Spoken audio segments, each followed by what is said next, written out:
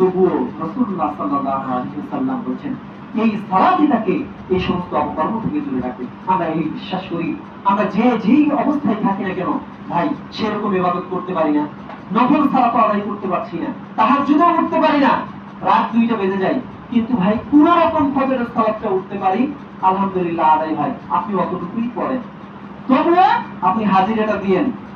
কথা বলছেন?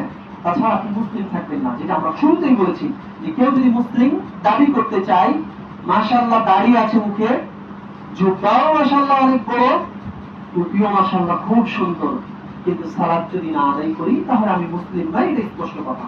কথা বলছেন?